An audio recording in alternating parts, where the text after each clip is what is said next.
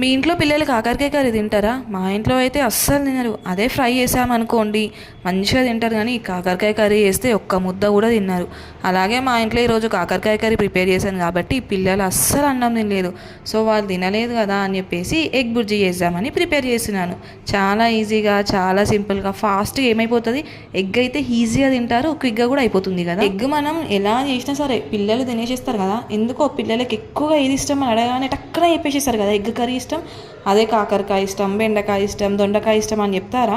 మా ఇంట్లో కాకరకాయ కర్రీ చేస్తే ఈవినింగ్ వరకు సరిపోతుంది కదా అని అనుకుంటే పిల్లలు మాత్రం ఒక్క ముద్ద తినలేదు. అదే ఫ్రై చేసామనుకోండి అప్పటికప్పుడు అయిపోతుంది, కానీ డబల్ డబల్ ఎందుకులే అని కర్రీ చేశాను. పిల్లలు ఆల్రెడీ ఫిక్స్ అయి ఉంటారు, మేము కర్రీ తినలేదంటే మా మమ్మీ ఏదో ఒకటి ప్రిపేర్ చేస్తుంది అని. ఇంకేం చేస్తాం చెప్పండి, వాళ్ళు మనకి తినాలి ఎటు వేసి.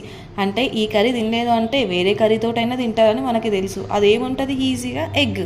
సో ఎగ్ ఫ్రై చేసేస్తే కడుపు నిండా తినేసిస్తారు. కాకరకాయ కర్రీ తప్ప ఆ కాకరకాయని ఎన్ని డిఫరెంట్ టైప్స్ చేసినా తినేసిస్తారు, కానీ ఎన్ని డిఫరెంట్ చేసినా కూడా మనకి బాక్సెస్లోకి సరిపోదు కదా అని చెప్పి కర్రీయే చేయాల్సి వస్తుంది.